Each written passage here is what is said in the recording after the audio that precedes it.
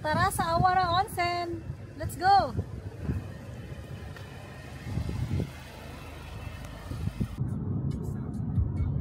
At heto na nga, nagdadrive na nga ako dito at talagang nakapokus ako kasi mahirap na, diba?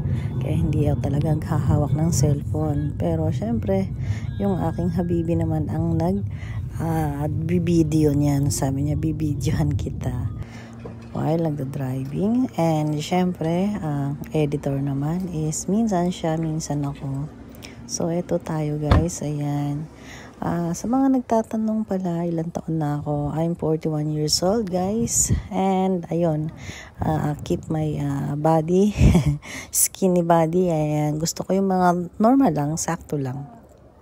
Hanggang sa nakarating nga kami dito sa view na ito na napakaganda. Natatanaw mo yung napakagandang umi or sea. Ayan. So, ganito yung itsura ng road dito sa Japan. Ayan, malawak at napakalinis hanggang sa nag-touchdown na nga kami sa aming pinag-i-stayan sa hotel. So, ito pagod na siya. Pagod na si Lola. Gusto nang makaupo kagad nito.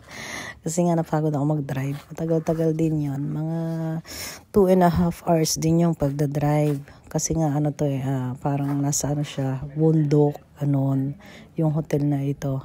Ayan, ang ganda ng ambience niya kasi. Tapos, pagpasok niyan, ayan, mayroong nakaluhod na dalawang Japanese.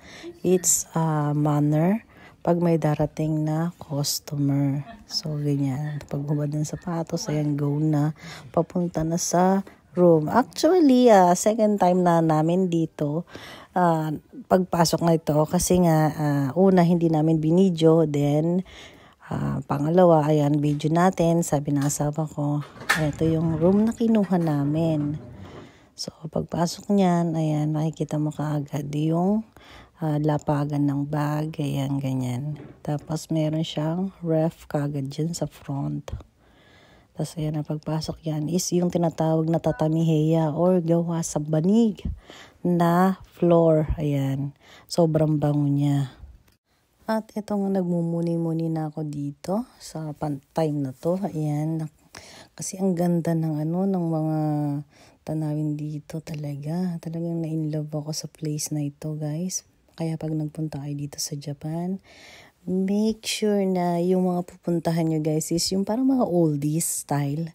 Kasi just sa Japan kasi ganun yung yung old na mga parang temple, mga ganun. Makikita kayo ng kohoy, yung nakaka-relax talaga. Yung pagtipong pagod na pagod ka sa sa biyahe, ganun. Ganda. Tapos nagbigay din ako dito ng food ng koi. Ayan, koi fish.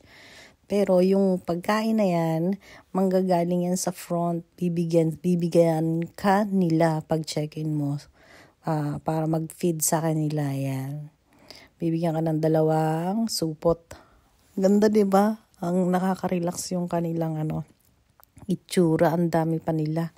Sobra, yan, naglapitan sila. Kala ko nung una mga 4-5 lang. Ang dami pala nila pagbigay ko ng naglabasan. Tapos may baby pa dyan. Nakoy.